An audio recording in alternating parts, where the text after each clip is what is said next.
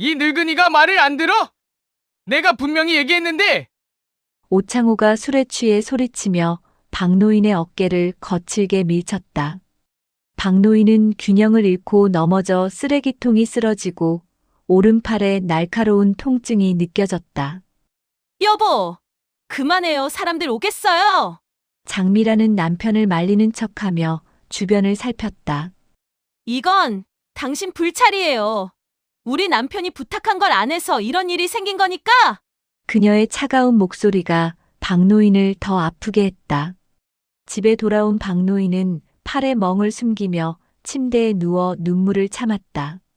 가족들에게 짐이 되고 싶지 않았다. 잠시 후 사연 이어서 들려드릴게요. 새벽 서울의 지하철역은 아직 인적이 드물었다.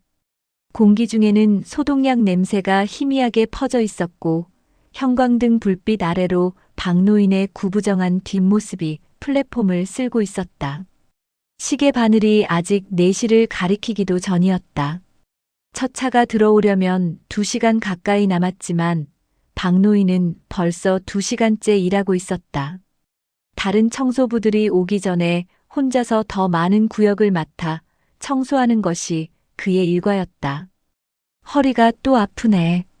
박노인은 빗자루를 짚고 잠시 허리를 폈다.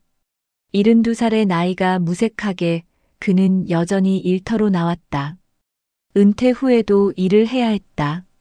아니, 어쩌면 해야 한다기보다는 하고 싶었는지도 모른다.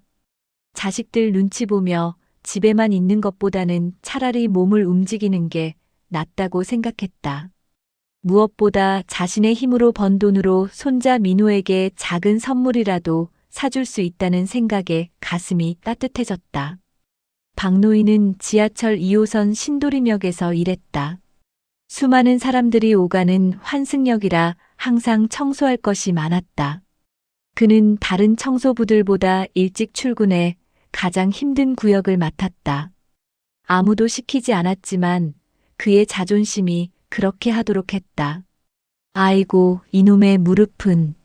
잠시 쉬었다가 다시 청소를 시작하려는데 무릎에서 뻐근한 통증이 느껴졌다. 박노인은 잠시 통증이 가라앉기를 기다렸다. 예전에는 하루 종일 일해도 끄떡없었는데 요즘은 조금만 무리해도 온몸이 아프다. 그렇다고 누구에게 말하고 싶지는 않았다. 특히 가족들에게는 더더욱. 아버님, 그만 쉬세요. 젊은 사람도 아니고. 아들의 걱정 어린 목소리가 귓가에 맴돌았다. 박노인은 고개를 저었다. 아직은 자신의 힘으로 살아갈 수 있다. 아직은 누구의 도움도 필요 없다. 그는 다시 빗자루를 들고 쓰레기를 모았다. 지하철역 한편에서는 어젯밤 취객들이 버리고 간 페트병과 과자 봉지들이 굴러다녔다. 토요일 새벽이라 평소보다 쓰레기가 더 많았다. 박노인은 무릎을 굽혀 하나하나 주워 담았다. 깨끗한 플랫폼을 보면 뿌듯함이 밀려왔다. 자신이 청소한 곳을 사람들이 깨끗하게 이용하는 모습을 상상하면 가슴이 뭉클했다. 30년 넘게 대기업 총무과에서 근무했던 그는 퇴직 후 처음에는 아무 일도 하지 않고 지냈다. 그러나 시간이 지날수록 무력감이 찾아왔다. 집에서는 자리를 찾지 못했다. 며느리 윤정이 아침 저녁으로 챙겨주는 밥을 먹으며 그는 점점 더 작아지는 느낌이었다.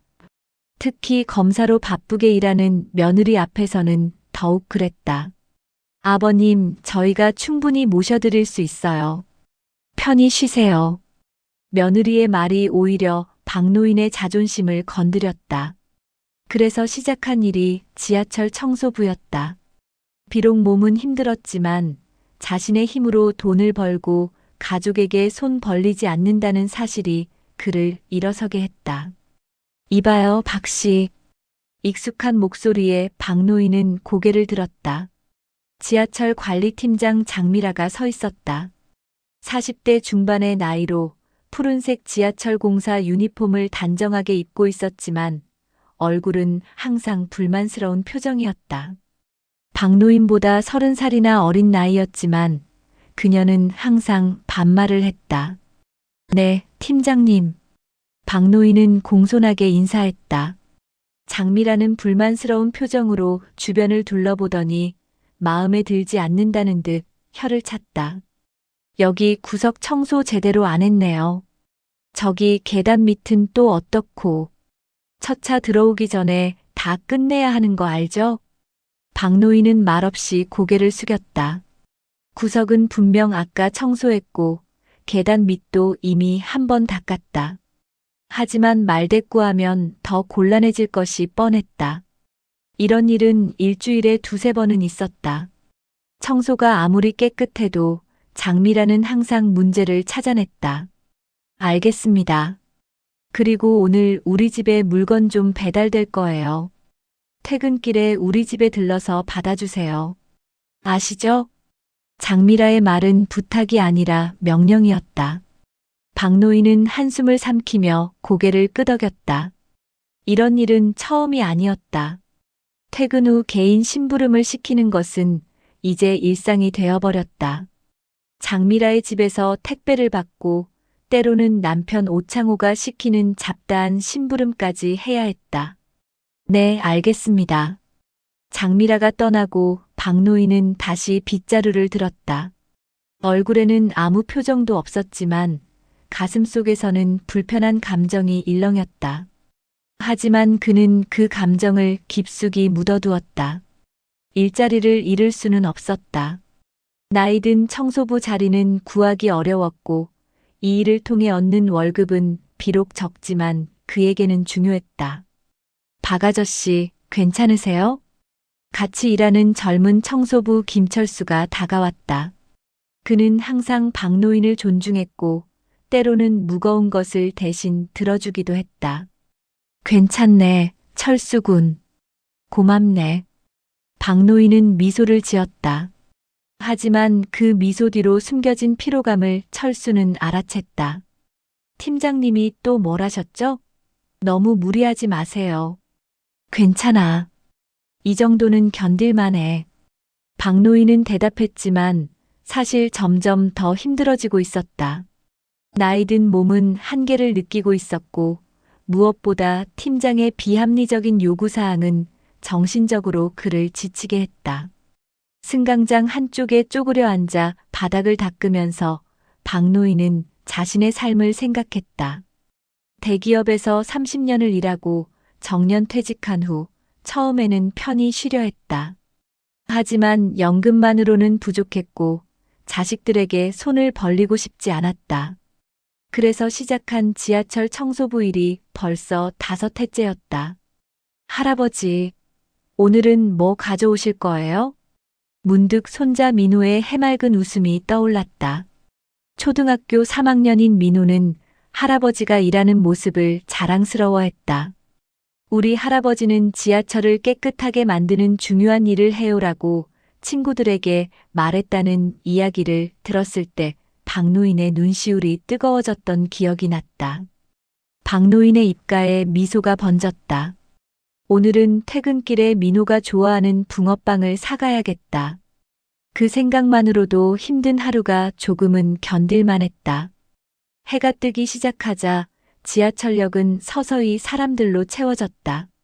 출근길 승객들이 하나둘 모여들었고 박노인은 구석으로 물러나 조용히 일했다. 사람들은 박노인을 잘 알아보지 못했다.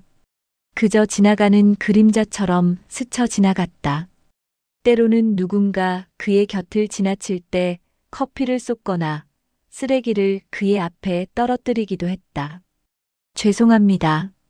간혹 사과하는 사람도 있었지만 대부분은 그를 쳐다보지도 않았다. 박노인은 그저 묵묵히 청소를 이어갔다. 그것이 그의 일이었다. 불평하지 않고 자신의 일을 성실히 해내는 것이 그의 삶의 방식이었다. 박 씨, 여기 좀 닦아요. 다른 관리 직원이 커피를 쏟은 자리를 가리켰다. 박노인은 말없이 걸레를 들고 그곳으로 향했다. 누군가의 실수를 치우는 것도 그의 일이었다. 그는 커피 자국을 정성스레 닦았다. 퇴근 시간이 다가올 무렵 박노인은 몸이 천근만근이었다. 하지만 오늘도 바로 집에 갈 수 없었다. 장미라의 집에 들러 배달 물건을 받아야 했다. 그리고 민호의 붕어빵도 사야 했다. 오늘도 수고 많으셨습니다. 박노인은 다른 청소부들과 인사를 나누고 천천히 역을 빠져나왔다. 해가 저물기 시작하는 하늘을 올려다보며 깊은 숨을 내쉬었다. 하루가 또 저물어 간다. 내일도 모레도 똑같은 날들이 이어질 것이다. 하지만 그것이 그의 삶이었고 그는 그 삶을 묵묵히 받아들였다. 집으로 향하는 길, 박노인은 문득 자신이 언제까지 이 일을 할 수 있을지 생각했다. 몸은 점점 무거워지고 아픈 곳은 늘어갔다. 하지만 그는 쉽게 포기할 수 없었다. 자존심이 허락하지 않았다. 그는 여전히 가족의 짐이 되고 싶지 않았다. 박노인이 장미라의 아파트 초인종을 누른 것은 퇴근 후 1시간쯤 지났을 때였다. 손에는 택배회사에서 받은 알림 문자에 적힌 대로 오후 6시에서 8시 사이 배송 예정인 택배를 기다리기 위한 무거운 마음이 들려 있었다.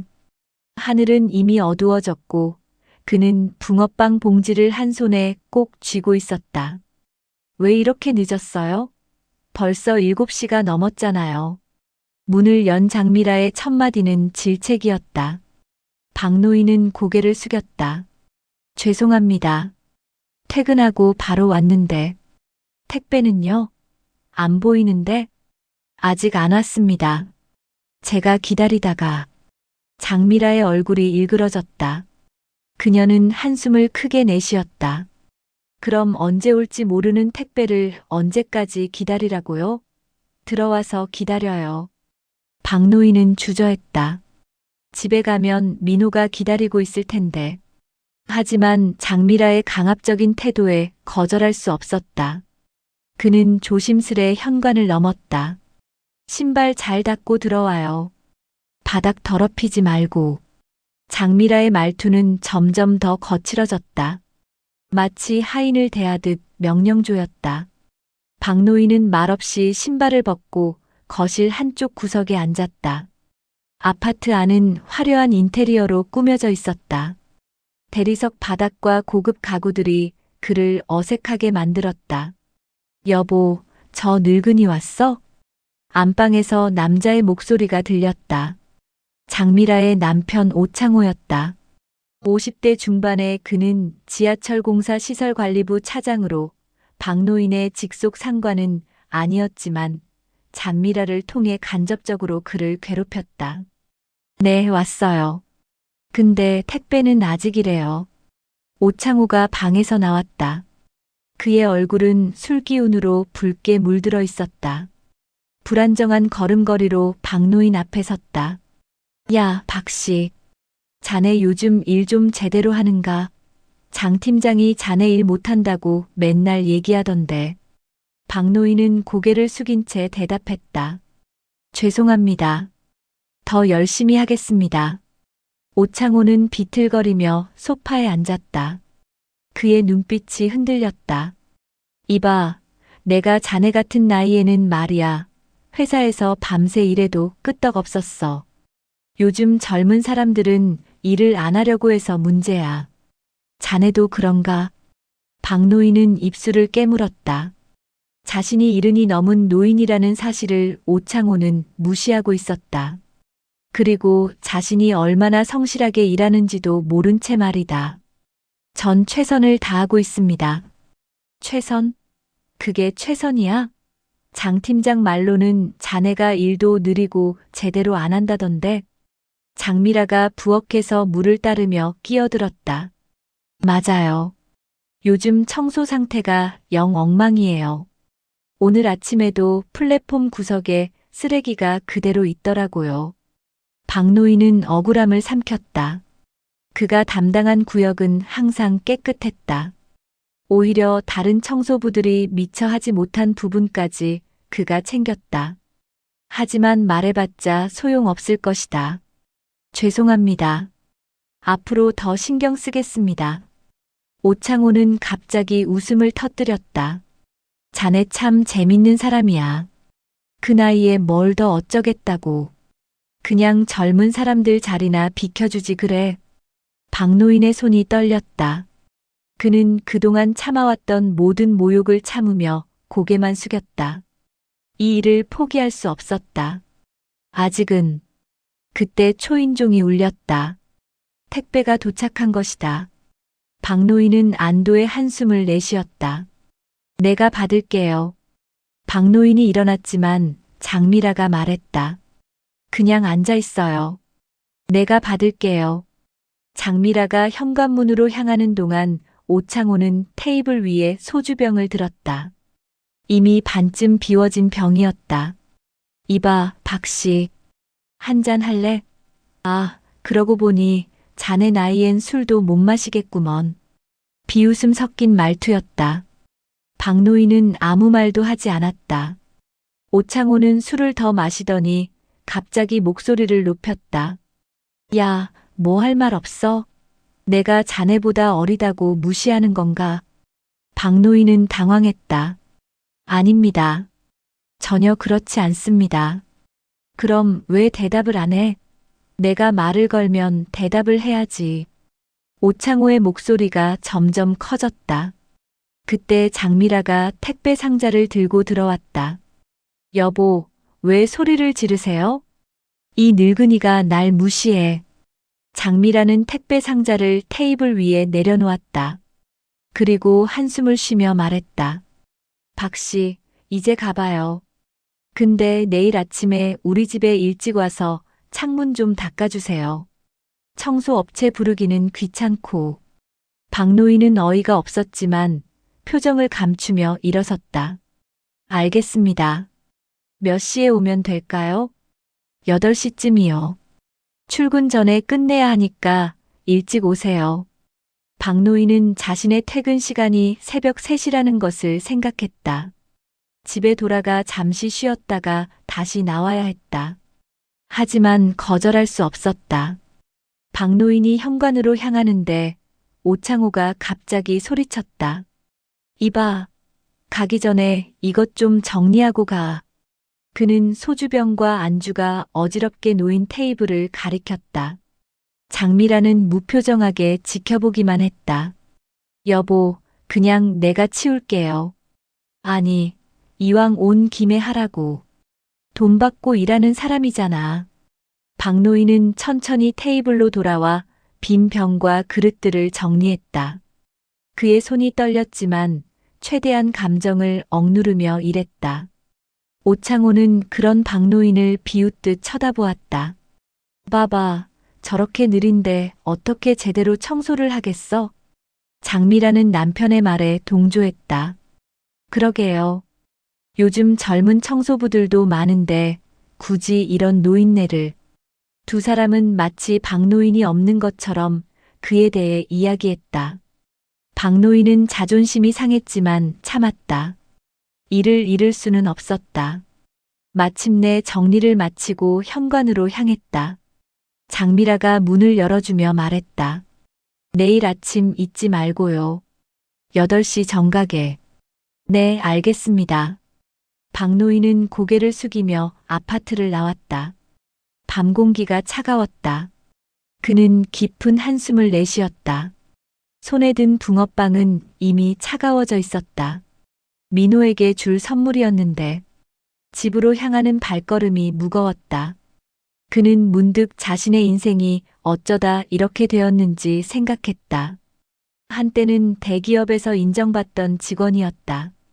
그런데 지금은 노인이라는 이유로, 나이가 많다는 이유로 이런 대우를 받고 있었다.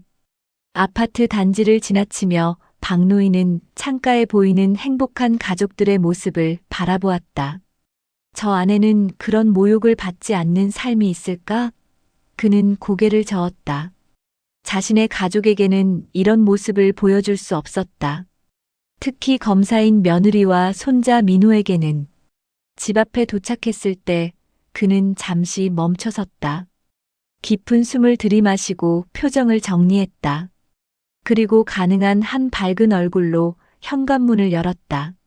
할아버지 오셨어요. 민호의 반가운 목소리가 그를 맞이했다. 박노인은 억지로 미소를 지었다. 민호야, 할아버지가 붕어빵 사왔다. 어둠이 내린 지하철역 막차가 떠난 지 한참이 지난 시간이었다. 형광등 불빛 아래 박노인의 굽은 등이 보였다. 그는 평소보다 더 느린 동작으로 바닥을 닦고 있었다. 장미라의 아파트에서 창문 청소를 마치고 출근한 지 벌써 6시간째였다.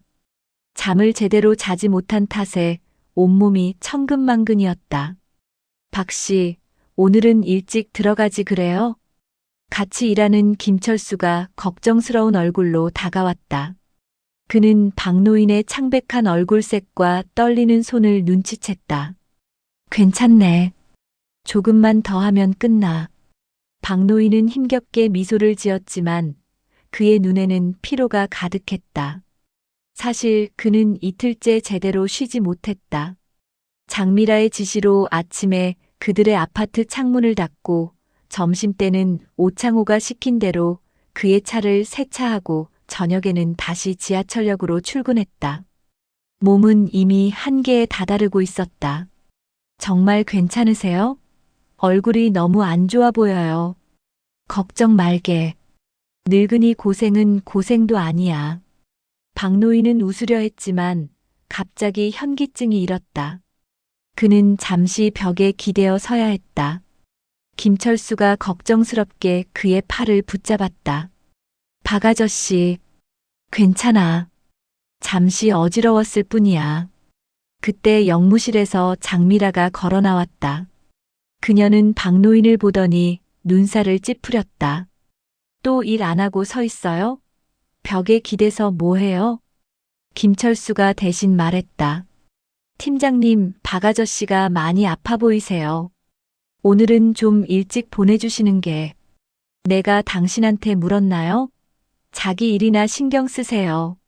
장미라의 날카로운 목소리에 김철수는 입을 다물었다. 박노인은 기운을 내어 다시 걸레를 들었다.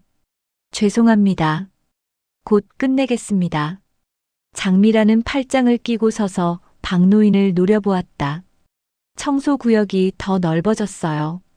오늘부터 이번 출구 계단까지 담당하세요. 박노인은 놀란 눈으로 쳐다보았다. 이번 출구는 가장 먼 출구로 원래 다른 청소부의 담당 구역이었다. 네. 하지만 그곳은 못한다고요? 그럼 다른 사람 구해야겠네요. 은근한 협박이었다. 박노인은 입을 다물었다. 그는 고개를 숙이며 대답했다. 알겠습니다. 하겠습니다. 장미라는 비웃음을 지으며 돌아섰다. 영무실로 향하는 그녀의 뒷모습을 보며 박노인은 힘없이 한숨을 내쉬었다. 너무하시네요. 박 아저씨 건강이 안 좋으신데. 김철수가 분통을 터뜨렸지만 박노인은 그저 고개를 저었다. 괜찮아. 내 일이니까. 박노인은 천천히 이번 출구로 향했다. 긴 계단을 오르내리며 청소를 하는 일은 그의 무릎에 더 큰 부담을 주었다. 하지만 그는 묵묵히 일을 계속했다. 새벽 2시 박노인이 마지막 쓰레기를 정리하고 있을 때였다. 영무실에서 술 취한 목소리가 들려왔다. 여보, 이제 그만 가자고요. 장미라의 목소리였다. 그리고 이어 오창호의 목소리가 들렸다. 잠깐만 뭐 좀 확인하고. 영무실 문이 열리고 오창호가 휘청거리며 나왔다. 그의 얼굴은 술기운으로 붉게 달아올라 있었다. 장미라가 그의 팔을 잡았지만 오창호는 팔을 뿌리쳤다. 저 노인네 아직도 있네. 오창호는 곧장 박노인에게 다가왔다. 그의 숨에서는 소주 냄새가 진하게 풍겼다. 야, 박씨. 내 부탁한 거 다 했어? 박노인은 의아한 얼굴로 바라보았다. 무슨 부탁을 하셨나요? 내가 어제 부탁했잖아. 내 차 세차하고 뒷좌석 정리하라고. 세차는 오늘 오후에 했습니다만 뒷좌석 정리는. 오창호의 얼굴이 순간 일그러졌다. 이 늙은이가 말을 안 들어. 내가 분명히 얘기했는데. 그는 갑자기 박노인의 어깨를 거칠게 밀쳤다. 박노인은 균형을 잃고 뒤로 넘어졌다. 그의 몸이 바닥에 부딪히며 쓰레기통이 옆으로 쓰러졌다. 쓰레기가 바닥에 흩어졌다. 여보. 장미라가 놀라 소리쳤다. 하지만 그녀는 남편을 말리기보다는 주변을 둘러보며 다른 사람이 보지 않았는지 확인했다. 박노인은 천천히 일어나려 했지만 오른팔에 갑자기 날카로운 통증이 느껴졌다. 넘어지면서 팔을 심하게 부딪힌 것 같았다. 오창호는 박노인을 내려다보며 씩씩거렸다. 일 제대로 못하면 그만두든가. 이런 늙은이 때문에 업무 효율이 떨어진다고. 장미라는 남편의 팔을 잡아 끌었다. 여보, 그만해요. 사람들 오겠어요. 그녀는 박노인을 향해 차가운 시선을 던졌다. 이건 당신 불찰이에요. 우리 남편이 부탁한 걸 안 해서 이런 일이 생긴 거니까. 일어나서 얼른 치우고 가요. 박노인은 말없이 일어났다. 팔의 통증이 심했지만 표정을 감추려 애썼다. 그는 한 손으로 흩어진 쓰레기를 주웠다. 몸을 굽힐 때마다 팔에서 통증이 일었지만 그는 꾹 참았다. 장미라는 남편을 부축해 밖으로 나갔다. 그들이 사라진 후에야 박노인은 팔의 소매를 걷어 올렸다. 팔뚝에는 이미 시퍼런 멍이 들기 시작했다. 그는 천천히 소매를 다시 내렸다. 병원에 가봐야 하는 거 아니에요? 김철수가 다가와 걱정스럽게 물었다. 그는 모든 상황을 지켜보았다. 괜찮아. 그냥 멍든 것뿐이야. 하지만 신고해야 하지 않을까요? 이건 명백한 폭행이에요. 박노인은 고개를 저었다. 아니야. 그냥 사고일 뿐이야. 신고 같은 건 복잡해지기만 할 뿐이야. 그는 쓰레기를 다 주워 담고 일어섰다. 몸 전체가 아팠지만 그는 아무렇지 않은 척했다. 이제 집에 가자. 밤하늘 아래 박노인은 천천히 집으로 향했다. 버스를 기다리며 그는 팔의 통증을 견디려 애썼다. 병원에 가야 한다는 생각이 들었지만 가족들에게 무슨 일이 있었는지 설명하기 싫었다. 특히 검사인 며느리 윤정에게는 더더욱. 집에 도착했을 때 모든 불은 꺼져 있었다. 가족들은 이미 자고 있었다. 박노인은 조용히 문을 열고 들어갔다. 화장실에서 팔을 살펴보니 멍이 더 진해져 있었다. 그는 진통제를 삼키고 긴 소매 잠옷으로 갈아입었다. 침대에 누우며 박노인은 천장을 바라보았다. 오늘 같은 날이 처음은 아니었다. 장미라와 오창호의 모욕과 불합리한 요구는 점점 심해지고 있었다. 하지만 그는 말할 수 없었다. 일을 잃을까 두려웠고 무엇보다 가족들에게 자신이 이런 대우를 받는다는 사실을 알리고 싶지 않았다. 아버님, 괜찮으세요? 아침 식탁에서 며느리 윤정이 물었다. 박노인은 긴 소매로 멍을 가린 채 미소를 지었다. 왜 그러냐? 아주 괜찮지. 얼굴색이 안 좋아 보여서요. 어제 또 늦게 들어오셨죠? 일이 좀 많았어. 걱정 말거라. 윤정은 의심스러운 눈길로 시아버지를 살폈다. 검사로서의 직감이 무언가 이상하다고 말하고 있었다. 하지만 박노인은 서둘러 밥을 먹고 일어났다. 난 이만 방에 들어가 쉴게. 방문을 닫자마자 박노인은 팔의 통증에 얼굴을 찌푸렸다. 그는 조용히 진통제를 더 삼켰다. 창밖으로 보이는 하늘은 맑았지만 그의 마음은 구름처럼 무거웠다. 이대로는 안 된다는 생각이 들었다. 하지만 다른 선택지가 있었을까? 그의 나이에 새로운 일자리를 구하는 것은 거의 불가능했다. 가족들에게 짐이 되고 싶지 않았다.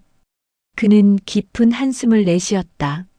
침대에 누워 천장을 바라보며 박노인은 자신의 인생을 돌아보았다. 한때는 자랑스러운 직장인이었고 가족의 기둥이었다. 지금은 그는 눈을 감았다. 마음 한구석에서 눈물이 차올랐지만 그는 참았다. 약한 모습을 보이고 싶지 않았다. 누구에게도. 윤정은 주방에서 설거지를 하며 생각에 잠겼다. 검사로서 수많은 사건을 다루며 길러진 직감이 시아버지에게 무언가 있다고 말하고 있었다. 지난 몇 주간 박노인의 행동은 분명 달라져 있었다. 더 말수가 적어졌고 종종 멍한 표정으로 창밖을 바라보곤 했다. 무엇보다 이상한 것은 팔과 어깨의 멍들이었다. 또 미끄러졌다고 하셨지. 윤정은 시아버지가 아침에 했던 말을 떠올렸다. 긴 소매 아래로 보이는 시퍼런 멍. 처음에는 노화로 인한 자연스러운 타박상이라 생각했지만 그 빈도가 점점 잦아졌다. 더군다나 평소 꼿꼿하던 시아버지의 자세가 최근 들어 더 구부정해진 것도 눈에 띄었다. 엄마, 할아버지 아파? 식탁에서 숙제를 하던 민호가 갑자기 물었다. 윤정은 손을 닦으며 아들에게 다가갔다. 왜 그런 생각을 했어? 할아버지가 자꾸 얼굴을 찌푸려. 그리고 어제는 내가 안아드렸을 때 아야 하셨어. 윤정은 민호의 말에 가슴이 철렁 내려앉았다. 아이의 순수한 관찰이 어른들도 놓친 진실을 포착한 것인지도 모른다는 생각이 들었다. 할아버지가 그러셨어? 어디가 아프다고 하셨니? 안 그러셨어. 그냥 아야 하시고 웃으셨어. 근데 할아버지 웃을 때 눈물이 나와. 왜 그래? 민호의 말에 윤정은 잠시 말을 잃었다. 시아버지의 억지 웃음 뒤에 숨겨진 고통을 아이가 본 것이다. 그녀는 아들의 머리를 쓰다듬었다. 민호야, 할아버지께 다시 물어볼까? 어디가 아픈지. 응. 윤정은 민호의 손을 잡고 시아버지의 방으로 향했다. 문 앞에서 잠시 망설이다 노크를 했다. 아버님, 괜찮으세요? 민호가 할아버지 보고 싶대요. 안에서 부스럭거리는 소리가 들렸다. 잠시 후 문이 열리고 박노인이 나왔다. 그는 서둘러 긴 소매 셔츠에 팔을 내리며 미소를 지었다. 우리 민호가 할아버지 보고 싶었구나. 윤정은 시아버지의 행동을 놓치지 않았다. 뭔가를 숨기려는 듯한 그 움직임이 수상했다. 할아버지, 아파? 민호가 천진난만하게 물었다. 박노인의 표정이 잠시 굳었다가 곧 환한 미소로 바뀌었다. 아니, 할아버지 안 아파. 어디서 그런 소리를 들었니? 할아버지가 울었잖아. 울었다고? 언제? 어제 내가 안았을 때. 할아버지 웃는데 눈에서 물이 나왔어. 박노인은 잠시 말을 잃었다. 그는 민호의 시선을 피하며 헛기침을 했다. 그건 할아버지가 민호가 너무 반가워서 그런 거야. 기쁨의 눈물이라고 하지. 윤정은 시아버지의 말과 행동 사이에 불일치를 느꼈다. 아버님, 정말 괜찮으신 거죠? 요즘 자주 다치시는 것 같아서요. 박노인은 윤정의 시선을 피했다. 괜찮다니까. 그냥 나이 들면 이런 거야. 조금만 부딪혀도 멍이 들고. 하지만 아버님, 병원에 한번 가보시는 게 어떨까요? 혹시 골다공증이라도 있으실지. 병원은 무슨. 돈 아까워. 괜히 이것저것 검사하자고 할 텐데. 윤정은 시아버지의 완고한 태도에 더 이상 말을 이어가지 못했다. 대신 그녀는 박노인의 일상을 좀 더 자세히 살펴보기로 마음먹었다.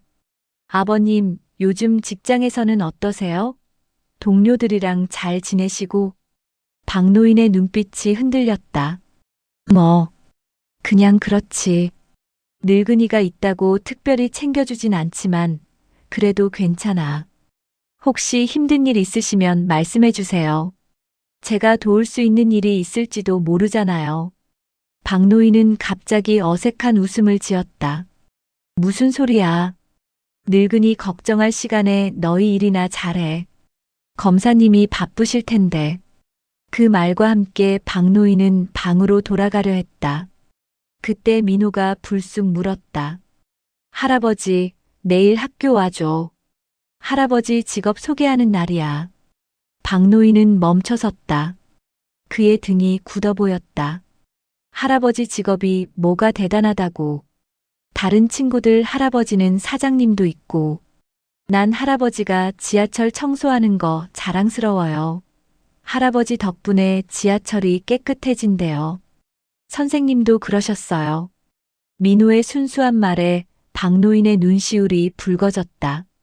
그는 고개를 돌려 손으로 눈가를 훔쳤다. 그래, 할아버지가 가볼게. 내일 몇 시더라? 10시요. 약속이에요. 윤정은 시아버지의 감정 변화를 주시했다. 무엇이 그를 이렇게 취약하게 만들었는지 그녀는 알아내야만 했다. 다음 날 윤정은 휴가를 내고 지하철역으로 향했다. 시아버지가 일하는 모습을 직접 보고 싶었다. 그녀는 평소 바쁜 업무로 시아버지의 일터를 방문한 적이 없었다. 오전 11시 민호의 직업 소개 시간이 끝난 후 시아버지가 일하는 역으로 향했다. 신도림역에 도착한 윤정은 조심스레 지하철역을 둘러보았다. 시아버지의 모습은 보이지 않았다. 그녀는 역무실로 향했다. 죄송합니다만 여기서 청소하시는 박영호 씨를 찾고 있어요. 제가 며느리인데요. 역무실 앞에 있던 직원이 고개를 들었다. 박영호 씨요? 아, 그 노인분. 지금은 안 계세요. 아까 학교에 간다고 하셨어요. 네, 알아요. 지금쯤이면 돌아오셨을 것 같아서요. 그럼 이번 출구 쪽을 확인해 보세요. 요즘 그쪽 담당이시거든요. 윤정은 이번 출구로 향했다. 긴 계단을 올라가는 동안 그녀는 시아버지의 일상을 상상했다. 이른이 넘은 나이에 이 계단을 오르내리며 청소하는 모습이 눈앞에 그려졌다. 이번 출구 근처에서 그녀는 마침내 시아버지를 발견했다. 박노인은 계단 난간을 닦고 있었다. 그의 모습은 생각보다 더 지쳐 보였다. 윤정이 다가가려는 순간 한 여성이 박노인에게 다가가는 모습이 보였다. 박 씨, 이렇게 청소해서 어떻게 해요? 여기 보세요. 아직도 더러운데. 그 여성의 고압적인 태도에 윤정은 숨을 죽였다. 시아버지가 고개를 숙이고 사과하는 모습이 보였다. 죄송합니다, 팀장님. 다시 닦겠습니다. 윤정은 기둥 뒤에 서서 그 광경을 지켜보았다. 그녀의 심장이 빠르게 뛰었다. 무언가 이상했다. 여성이 떠난 후 다른 청소부들이 수군거리는 소리가 들렸다. 저 노인 또 장 팀장한테 욕먹더라. 안 됐지. 근데 장 팀장 남편은 더하다던데. 윤정은 그 말을 놓치지 않았다. 그녀는 이제 확신했다. 시아버지가 무언가 심각한 일을 숨기고 있다는 것을. 윤정은 검사실로 돌아와 자신의 책상 앞에 앉았다. 오전 내내 재판 준비로 바빴지만 머릿속에는 시아버지의 모습이 떠나지 않았다. 시아버지가 역에서 모욕적인 대우를 받는 모습은 그녀의 가슴을 아프게 했다. 무엇보다 시아버지가 그런 일을 가족에게 한마디도 하지 않았다는 사실이 더 마음을 무겁게 했다. 검사님, 3시 공판 준비되셨나요? 동료 검사의 말에 윤정은 정신을 차렸다. 네, 준비됐어요. 잠시만요. 서류를 정리하며 윤정은 결심했다. 오늘 저녁 시아버지와 제대로 대화를 나눠야겠다고. 하지만 직접적으로 물어보는 것은 시아버지의 자존심을 상하게 할 수 있었다. 그녀는 좀 더 신중하게 접근해야 했다. 재판이 끝난 후 윤정은 지하철역으로 향했다. 시아버지의 퇴근 시간은 아직 멀었지만 그녀는 직접 그 환경을 좀 더 관찰하고 싶었다. 역에 도착하자 저녁 러시아워로 인파가 북적였다. 그녀는 조용히 한쪽에 서서 청소부들의 일상을 지켜보았다. 죄송합니다만 여기 일하시는 박영호 씨 아세요? 윤정은 다른 청소부에게 다가가 물었다. 나이 지긋한 여성 청소부가 고개를 들었다. 박 씨요? 지금은 이번 출구 쪽 담당이에요. 왜 찾으세요? 제가 며느리인데요. 아버님이 요즘 좀 안 좋아 보여서 걱정돼서요. 여성의 표정이 변했다. 아, 박 씨 며느리분이세요? 검사님이시라면서요? 네, 맞아요. 여성은 주위를 살피더니 목소리를 낮췄다. 사실, 박 씨가 요즘 많이 힘들어 하세요. 장 팀장이랑 그 남편 때문에. 어떤 일이 있었던 거죠? 장 팀장이 항상 박 씨한테 더 많은 일을 시키고 심지어 개인 심부름까지 시켜요. 퇴근 후에도 그들 집에 가서 일을 한다더군요. 윤정은 충격의 말을 잇지 못했다. 여성은 계속해서 말했다. 그리고 지난주에는 그때 멀리서 누군가 여성을 부르는 소리가 들렸다. 여성은 깜짝 놀라 자리를 떴다. 죄송해요. 나중에 다시 얘기해요. 윤정은 그 자리에 멍하니 서 있었다. 시아버지가 겪고 있던 일이 단순한 직장 내 스트레스가 아니라는 것을 이제 확실히 알게 되었다. 그녀는 영무실 쪽으로 걸어갔다. 검사로서의 본능이 그녀를 움직였다. 영무실 앞에 서자 안에서 대화 소리가 들렸다. 윤정은 문 옆에 서서 귀를 기울였다. 여보, 오늘 또 그 노인네한테 뭐라 그랬다며? 직원들이 수군거리던데. 남자의 목소리였다. 아니, 그냥 일 제대로 안 해서 좀 주의를 줬을 뿐이야. 여자의 목소리가 이어졌다. 장미라의 목소리임을 윤정은 직감적으로 알았다. 근데 너무 심하게 하면 문제될 수도 있어. 요즘 노인 학대 이런 거 민감하잖아. 뭐가 학대야? 일 제대로 못하는 걸 지적한 것뿐인데. 그리고 당신이 지난번에 밀친 건 더 심각했잖아. 윤정의 귀가 번쩍 뜨였다. 밀쳤다고? 시아버지를? 그건 실수였어. 술 좀 마셨다고 그렇게 난리야? 아무튼 조심해. 그 노인 며느리가 검사라며 문제 생기면 골치 아파. 윤정은 가슴이 철렁 내려앉는 것을 느꼈다. 그녀의 직업을 알고 있으면서도 이런 일을 저질렀다니. 게다가 시아버지를 밀쳤다는 말은 최근 시아버지의 멍과 부상이 단순한 사고가 아니었음을 의미했다.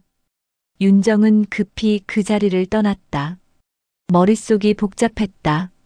시아버지를 어떻게 도와야 할지, 이 상황을 어떻게 해결해야 할지 고민이 깊어졌다.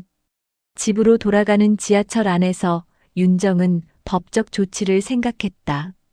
직장 내 괴롭힘과 폭행은 명백한 범죄였다. 하지만 시아버지의 의사를 무시하고 진행할 수는 없었다.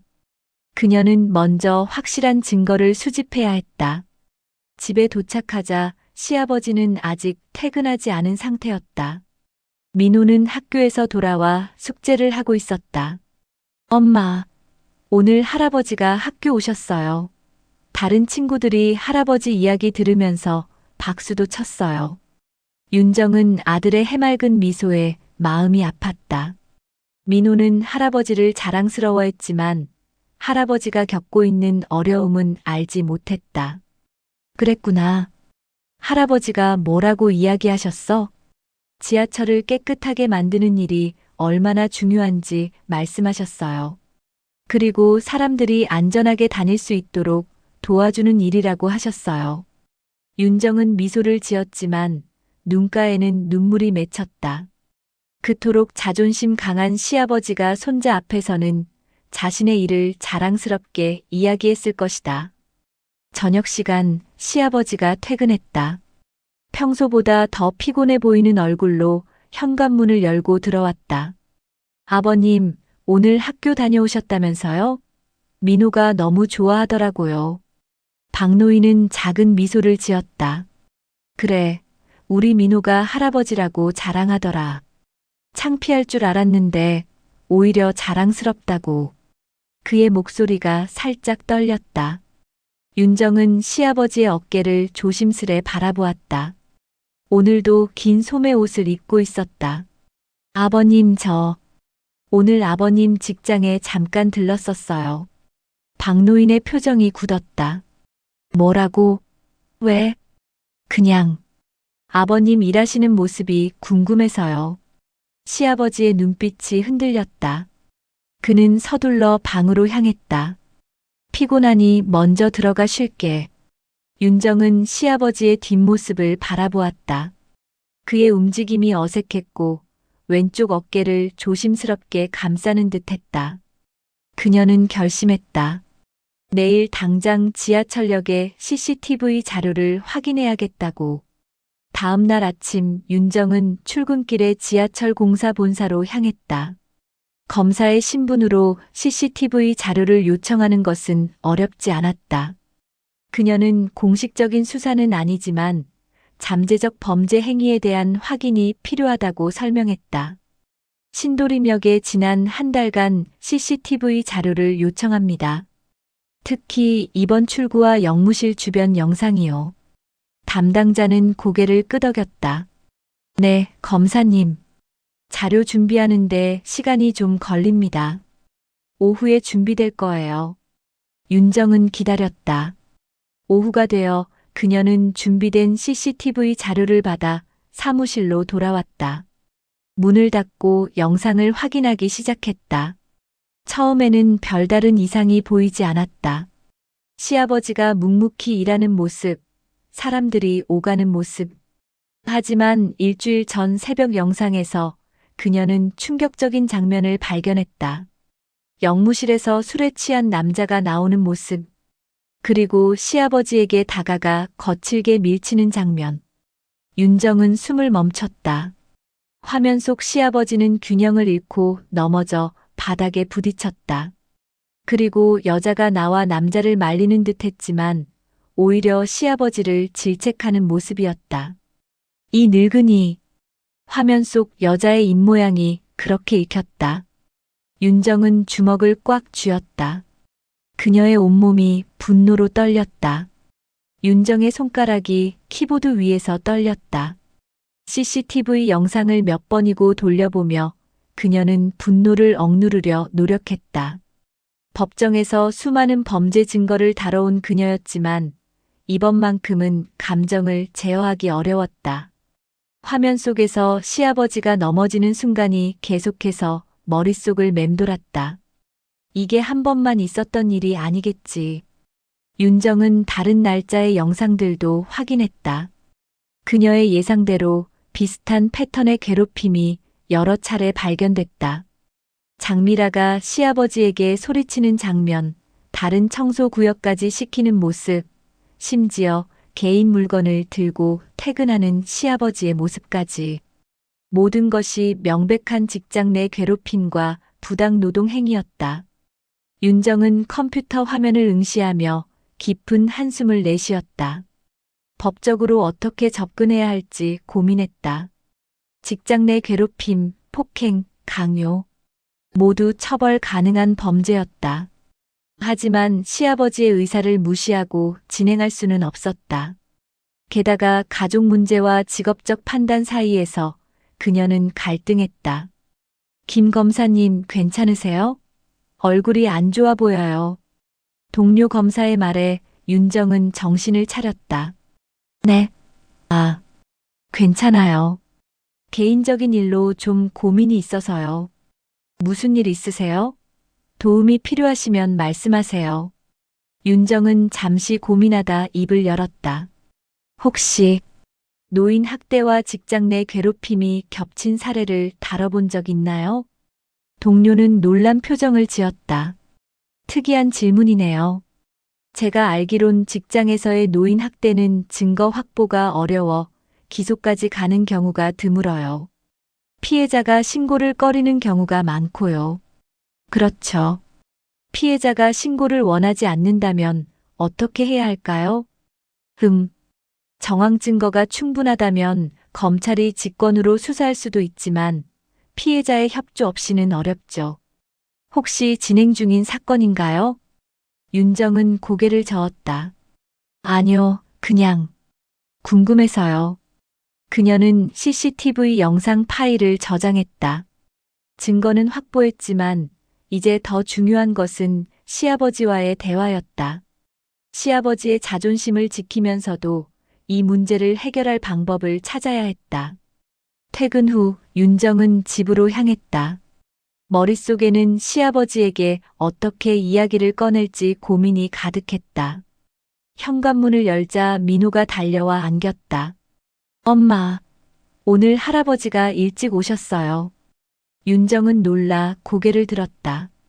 평소 늦게 퇴근하는 시아버지가 일찍 온 것은 이례적인 일이었다. 할아버지가 어디 계시니? 방에 계세요. 근데 엄마, 할아버지가 많이 아파 보여요. 윤정의 가슴이 철렁 내려앉았다. 그녀는 서둘러 시아버지의 방으로 향했다. 문 앞에서 잠시 망설이다 노크를 했다. 아버님, 괜찮으세요? 제가 들어가도 될까요? 안에서 대답이 없었다.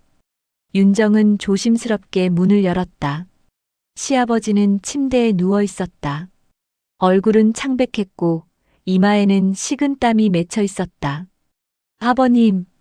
윤정이 달려가 시아버지의 손을 잡았다. 그의 손은 차갑고 떨리고 있었다. 괜찮아. 그냥 좀 피곤해서. 박노인의 목소리는 힘이 없었다. 윤정은 시아버지의 팔을 살폈다. 소매 아래로 보이는 멍이 더 진해져 있었다. 아버님, 병원에 가봐야 해요. 이건 단순한 피로가 아니에요. 병원은 무슨... 아버님, 제발요. 더 이상 참으시면 안 돼요. 아버님, 제가 알아요. 직장에서 무슨 일이 있었는지. 박노인의 눈이 커졌다. 무슨 소리야? 장미라 팀장과 그 남편 오창호 씨가 아버님께 한 일들. CCTV에 다 찍혔어요. 박노인의 얼굴이 굳었다. 그는 고개를 돌려 벽을 바라보았다. 내가 어떻게... 제가 검사잖아요. 증거를 찾는 게 제 일이에요. 윤정은 조심스럽게 시아버지의 손을 잡았다. 아버님, 더 이상 혼자 참지 마세요. 제가 도와드릴게요. 박노인의 눈에서 눈물이 흘러내렸다. 오랫동안 참아왔던 모든 감정이 한꺼번에 터져 나오는 것 같았다. 내가 창피해서 너희들한테 말할 수가 없었어. 윤정도 눈물이 맺혔다. 그녀는 시아버지의 어깨를 조심스레 안았다. 창피할 것 없어요. 아버님은 잘못한 게 없어요. 그들이 잘못한 거예요. 민호가 문을 열고 들어왔다. 그는 울고 있는 할아버지를 보고 눈을 동그랗게 떴다. 할아버지, 왜 울어요? 박노인은 손자의 목소리에 급히 눈물을 닦았다. 아니다, 할아버지 안 울어. 그냥 눈이 좀 아파서. 민호는 할아버지 곁으로 다가와 작은 손으로 할아버지의 손을 잡았다. 할아버지, 아프면 말해요. 선생님이 그랬어요. 아프면 참지 말고 말해야 된대요. 순수한 민호의 말에 박노인은 다시 눈물을 참을 수 없었다. 그는 손자를 끌어안았다. 윤정은 이 모습을 보며 결심했다. 시아버지의 존엄을 되찾아 드리겠다고. 아버님, 제가 도와드릴게요. 법적으로 그들을 처벌받게 할 수 있어요. 박노인은 고개를 저었다. 아니야. 그러면 내 일자리는 더 좋은 일자리를 찾으실 수 있어요. 그리고 손해배상도 받을 수 있고요. 무엇보다 아버님의 명예를 되찾는 게 중요해요. 윤정은 노트북을 켜고 CCTV 영상을 보여주었다. 화면 속에는 오창호가 시아버지를 밀치는 장면, 장미라가 소리치는 장면이 담겨 있었다. 이건 명백한 범죄예요. 직장 내 괴롭힘과 폭행, 강요죄로 충분히 처벌받을 수 있어요. 박노인은 영상을 보며 입술을 깨물었다. 그동안 자신이 당했던 일들이 객관적으로 보이자 그것이 얼마나 부당했는지 새삼 깨달았다. 윤정아, 네가 정말 날 도울 수 있을까? 물론이죠, 아버님. 제가 검사가 된 이유가 바로 이런 부당함에 맞서기 위해서예요. 윤정은 시아버지의 손을 꼭 잡았다. 그녀의 눈에는 확고한 결의가 서려 있었다. 먼저 병원부터 가요. 그리고 제가 법적 절차를 시작할게요. 박노인은 깊은 한숨을 내쉬었다. 그의 눈에는 두려움과 동시에 희망이 보였다. 그래. 내 말대로 해보자. 윤정은 시아버지를 부축해 일으켰다. 민호도 할아버지의 다른 쪽 손을 잡았다. 가족이 함께하는 모습에 박노인의 표정이 조금씩 밝아졌다. 병원에서 검사 결과 박노인은 팔의 타박상뿐만 아니라 어깨 인대도 부분 파열된 상태였다. 의사는 당분간 무리한 일을 하지 말 것을 권고했다. 이 정도면 업무상 상해에 해당합니다. 진단서를 발급해 드릴게요. 의사의 말에 윤정은 고개를 끄덕였다. 이제 법적 증거가 하나 더 확보된 셈이었다. 집으로 돌아오는 길 윤정은 조용히 생각에 잠겼다. 내일부터 본격적인 법적 대응을 시작해야 했다. 직장 내 괴롭힘 신고, 폭행 고소장 제출, 손해배상 청구까지 모든 것을 완벽하게 준비해야 했다. 윤정아. 시아버지의 목소리에 윤정은 고개를 돌렸다. 네, 아버님. 고맙다. 내가 아니었으면 난 계속 참고 살았을 거야. 윤정은 미소를 지었다. 아버님, 이제 혼자가 아니에요. 우리 가족이 함께 할게요. 집에 도착해 시아버지를 방에 모신 후 윤정은 서재에서 밤늦게까지 자료를 정리했다. 고소장 초안을 작성하고 증거를 체계화했다. 그녀의 눈에는 단단한 결의가 서려 있었다. 아침 햇살이 거실 창을 통해 들어왔다. 박노인은 거실 소파에 앉아 창밖을 바라보고 있었다. 병원에서 처방받은 진통제 덕분에 통증은 줄었지만 마음의 무게는 여전했다. 오랫동안 숨겨왔던 비밀이 드러난 후에 복잡한 감정들이 그를 짓누르고 있었다. 아버님, 아침 식사 준비됐어요. 윤정이 따뜻한 미소와 함께 식탁으로 그를 안내했다. 테이블 위에는 정성스럽게 차려진 식사가 기다리고 있었다. 민호는 이미 자리에 앉아 할아버지를 향해 환하게 웃고 있었다. 할아버지, 오늘은 약 먹었어요? 박노인은 손자의 순수한 관심에 마음이 따뜻해지는 것을 느꼈다. 응, 할아버지 먹었어. 민호 덕분에 벌써 많이 좋아졌네. 윤정은 시아버지의 상태를 살폈다.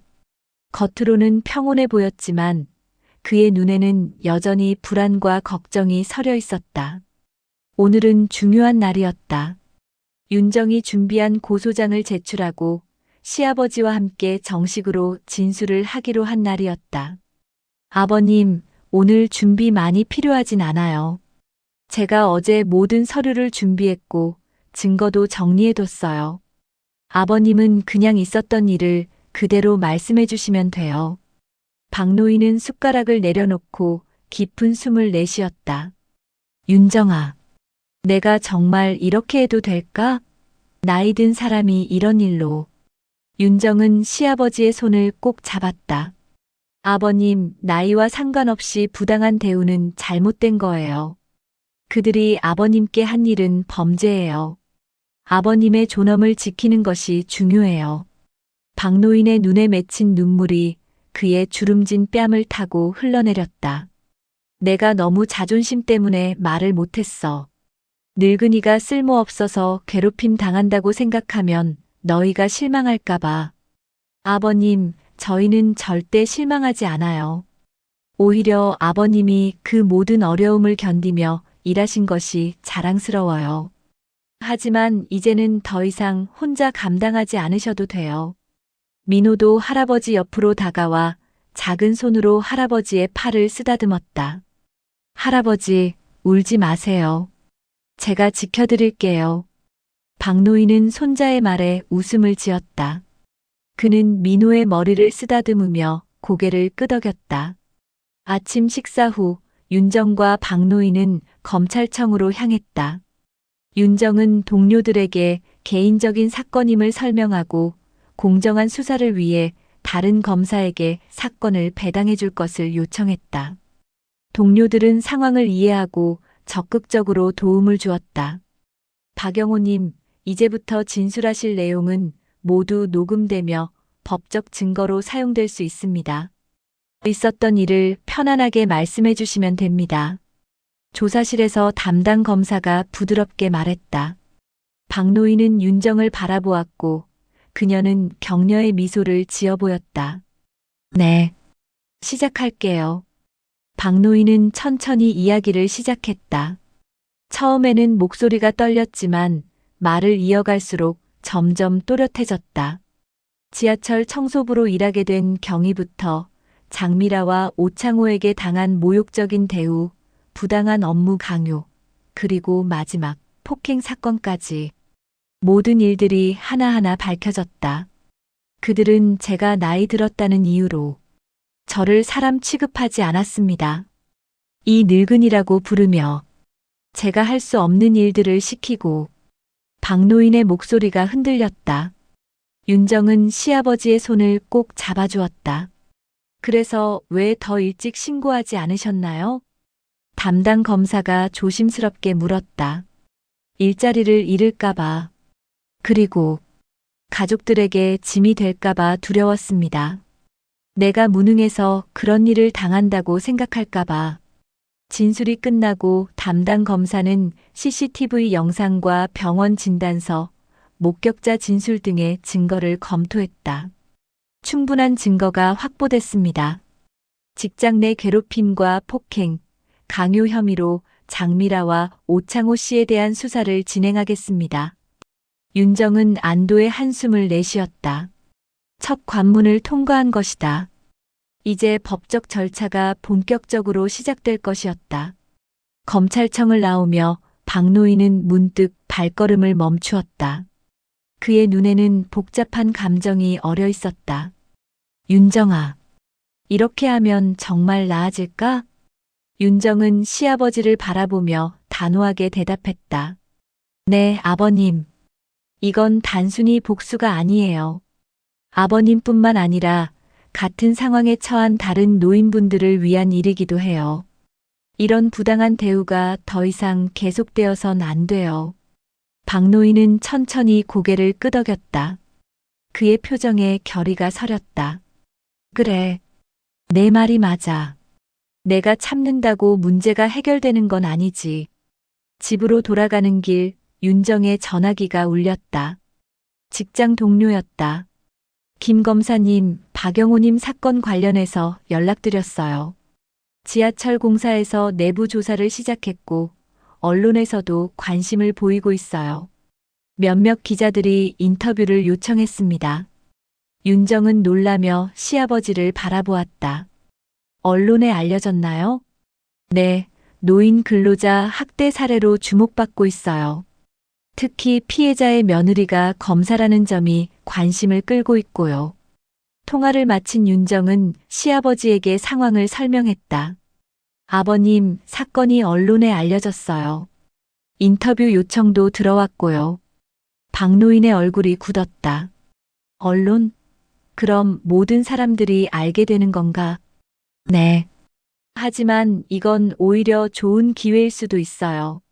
아버님의 이야기가 비슷한 상황에 처한 다른 분들에게 용기를 줄 수 있을 거예요. 박노인은 잠시 생각에 잠겼다. 그동안 자신이 숨기려 했던 일들이 세상에 드러난다는 것은 두려운 일이었다. 하지만 동시에 그것이 변화의 시작이 될 수도 있다는 생각이 들었다. 집에 도착하자 민호가 달려나와 할아버지를 반겼다. 박노인은 손자를 품에 안으며 문득 깨달았다. 자신이 그동안 혼자 모든 것을 감당하려 했지만 사실 가족의 사랑과 지지가 항상 그곳에 있었다는 것을. 이제는 그 사랑을 받아들일 시간이었다. 저녁 식사 시간, 박노인은 오랜만에 마음이 가벼워진 것을 느꼈다. 비록 앞으로의 과정이 쉽지 않겠지만 더 이상 혼자가 아니라는 사실이 그에게 큰 위안이 되었다. 아버님, 내일 언론 인터뷰 요청이 있는데 어떻게 하실래요? 거절하셔도 돼요. 윤정이 조심스럽게 물었다. 박노인은 깊은 숨을 내쉬었다. 해보자. 내 이야기가 다른 사람들에게 도움이 된다면. 법정 안은 사람들로 가득 찼다. 기자들과 방청객들이 자리를 메우고 앞쪽에는 윤정이 박노인의 옆에 앉아 그의 손을 꼭 잡고 있었다. 재판이 시작된 지 이미 2달, 마침내 오늘은 선고일이었다. 재판부의 경위를 표하여 모두 일어서 주십시오. 모두가 일어서자 판사가 입장했다. 박노인은 긴장으로 손에 땀이 배었다. 지난 2달은 그의 인생에서 가장 길고도 변화무쌍한 시간이었다. 윤정의 용기 있는 결단으로 시작된 사건은 순식간에 사회적 이슈가 되었다. 노인 근로자 학대 사례로 언론에 보도되면서 비슷한 경험을 한 다른 노인들의 증언도 이어졌다. 지하철 공사는 내부 조사를 시작했고 장미라와 오창호는 직위해제되었다. 피고인들 일어서 주십시오. 장미라와 오창호가 자리에서 일어났다. 2사람의 표정은 굳어 있었다. 처음 재판이 시작되었을 때 그들은 혐의를 완강히 부인했다. 하지만 CCTV 영상과 목격자들의 증언, 그리고 다른 피해자들의 추가 진술이 쏟아지면서 점차 수세에 몰렸다. 본 재판부는 피고인 장미라, 피고인 오창호에 대하여 다음과 같이 선고합니다. 판사의 목소리가 법정에 울려 퍼졌다. 피고인 장미라는 직장 내 괴롭힘, 강요, 업무방해 혐의로 징역 8개월에 집행유예 2년, 사회봉사 200시간을 선고합니다. 피고인 오창호는 폭행, 직장 내 괴롭힘, 강요 혐의로 징역 1년에 집행유예 2년, 사회봉사 300시간을 선고합니다. 법정 안에 작은 술렁임이 일었다. 윤정은 시아버지를 바라보았다. 박노인의 눈에는 복잡한 감정이 서려 있었다. 안도감, 뿌듯함, 그리고 어딘가 모를 슬픔까지. 또한 피고인들은 피해자 박영호 씨에게 손해배상금 3천만 원을 연대하여 지급할 것을 명령합니다. 지하철 공사는 직장 내 괴롭힘 방지 의무를 소홀히 한 책임이 있으므로 피해자에게 1천만 원의 배상금을 지급할 것을 명령합니다. 판사는 잠시 서류를 정리하더니 마지막 말을 덧붙였다. 본 재판부는 이번 사건이 우리 사회에 만연한 노인 근로자에 대한 차별과 학대 문제를 되돌아보는 계기가 되기를 바랍니다. 나이는 누구나 겪는 자연스러운 과정이며 연령을 이유로 한 차별과 인격 모독은 결코 용납될 수 없습니다. 재판이 끝나고 법정을 나서는 순간 기자들이 박노인을 향해 몰려들었다. 박영호 씨, 판결 결과에 대해 어떻게 생각하십니까? 앞으로의 계획은 어떻게 되시나요? 다른 노인 근로자들에게 하고 싶은 말씀이 있으신가요? 질문이 쏟아지는 가운데 윤정이 시아버지를 보호하듯 팔을 감쌌다. 그러나 박노인은 천천히 고개를 들고 기자들을 바라보았다. 저는 이 재판이 단순히 제 개인의 승리가 아니라고 생각합니다. 그의 목소리는 처음과 달리 또렷하고 당당했다. 나이 들었다는 이유로 존중받지 못하는 사람들이 너무 많습니다. 저처럼 말 못하고 참는 분들도 많고요. 하지만 이제는 우리 모두가 목소리를 내야 할 때입니다. 나이는 약점이 아닙니다. 우리 모두 존엄을 지킬 권리가 있습니다. 기자들이 그의 말을 열심히 받아 적었다. 카메라 플래시가 터지고 박노인의 담담하면서도 강인한 표정이 담겼다. 집으로 돌아가는 차 안에서 박노인은 창밖을 바라보며 깊은 생각에 잠겼다. 지난 몇 개월간의 일들이 주마등처럼 스쳐 지나갔다. 괴롭힘을 당하던 날들, 가족에게 숨기던 아픔, 그리고 마침내 용기를 내어 진실을 말하게 된 순간까지. 아버님 생각이 많으신가 봐요. 윤정이 운전하며 물었다. 그래. 이제 와서 생각해보니 내가 왜 그렇게 오랫동안 참았는지 모르겠어. 내가 뭘 그렇게 두려워했던 걸까? 자존심 때문이었겠죠. 아버님은 항상 강한 분이셨으니까요. 박노인은 쓴웃음을 지었다. 강한 게 아니라 고집이었지. 이제 보니 진짜 강한 사람은 도움을 청할 줄도 아는 사람인 것 같아. 집에 도착하자 민호가 현관에서 기다리고 있었다. 학교에서 돌아온 민호는 할아버지의 재판 소식을 궁금해하고 있었다. 할아버지, 이겼어요? 박노인은 미소를 지으며 손자를 안아 올렸다. 응, 이겼어. 정의가 이겼지. 할아버지는 이제 지하철 청소 안 해요? 박노인은 잠시 생각에 잠겼다.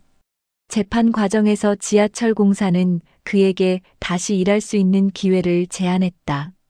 더 나은 조건과 환경에서 그의 경험을 살려 청소 관리자로 일할 수 있는 자리였다. 할아버지는 계속 일할 거야. 하지만 이젠 더 좋은 자리에서 더 존중받으면서. 저녁 식사 시간 가족들은 오랜만에 웃음꽃을 피웠다. 박노인은 처음으로 자신의 어린 시절 이야기, 젊은 날의 추억들을 들려주었다. 그동안 무거운 짐을 내려놓은 듯 그의 얼굴은 한결 밝아 보였다. 식사 후 박노인은 베란다에 나가 밤하늘을 바라보았다. 별들이 반짝이는 하늘 아래 그는 깊은 숨을 들이마셨다. 아버님, 차 한 잔 드세요. 윤정이 따뜻한 차를 들고 나왔다. 그녀는 시아버지 옆에 조용히 서서 함께 하늘을 바라보았다. 윤정아, 고맙다. 뭐료 당연한 일인데요. 아니, 정말 고마워. 내가 아니었으면 난 계속 침묵 속에 갇혀 살았을 거야. 윤정은 미소를 지으며 시아버지의 어깨를 가볍게 안았다. 아버님도 저희에게 항상 든든한 기둥이셨잖아요. 이제는 우리가 서로 의지할 차례예요. 다음 날 아침 박노인은 평소보다 일찍 일어났다. 오늘은 새로운 시작의 날이었다. 지하철 공사에서 제안한 관리자, 자리를 수락하기로 한 첫 출근일이었다. 새 유니폼을 입고 거울 앞에 선 그의 모습은 몇 개월 전과 확연히 달라 보였다. 허리는 더 펴졌고 눈빛은 자신감으로 빛났다. 아버님, 준비 다 하셨어요? 제가 데려다 드릴게요. 윤정이 차키를 들고 나타났다. 그래, 고맙다. 지하철역에 도착하자 동료들이 박노인을 반갑게 맞이했다. 특히 김철수와 같은 청소부들은 그를 영웅처럼 대했다. 박 아저씨, 정말 멋졌어요. 덕분에 우리 모두 더 나은 대우를 받게 됐어요. 아니야, 다 윤정이 덕분이지. 아저씨가 용기 내서 진실을 말하지 않았다면 불가능했을 거예요. 영무실로 향하는 길, 박노인은 예전에 장미라가 서 있던 자리를 지나쳤다. 이제 그곳에는 새로운 팀장이 배치되었고 직원들을 존중하는 문화가 조금씩 자리 잡고 있었다. 박영호님, 환영합니다. 앞으로 잘 부탁드립니다. 새 팀장의 공손한 인사에 박노인은 고개를 끄덕였다. 그는 이제 단순한 청소부가 아니라 청소 관리자로서 다른 청소부들을 이끌고 교육하는 역할을 맡게 되었다. 잘 부탁드립니다. 제 경험이 도움이 되었으면 좋겠습니다. 첫 업무 회의를 마치고 박노인은 지하철역으로 나왔다. 출근길 사람들로 붐비는 역 안에서 그는 문득 자신의 변화를 실감했다. 불과 몇 개월 전만 해도 그는 사람들의 눈에 띄지 않는 그림자 같은 존재였다. 하지만 이제 그는 당당히 자신의 자리를 찾았다. 저녁 가족들과 함께 소박한 축하 자리가 마련되었다. 아버님, 건배 제에 한마디 해주세요. 박노인은 천천히 일어나 잔을 들었다. 그의 눈에는 맑은 눈물이 고여 있었다. 하지만 이번의 눈물은 슬픔이나 아픔의 눈물이 아니었다. 이제야 숨이 쉬어진다. 그는 간결하게 말했다. 모두가 잔을 들어 그의 말에 화답했다. 할아버지, 왜 울어요? 또 아파요? 민호가 걱정스럽게 물었다. 박노인은 손자를 끌어안으며 대답했다. 아니, 이건 기쁨의 눈물이야.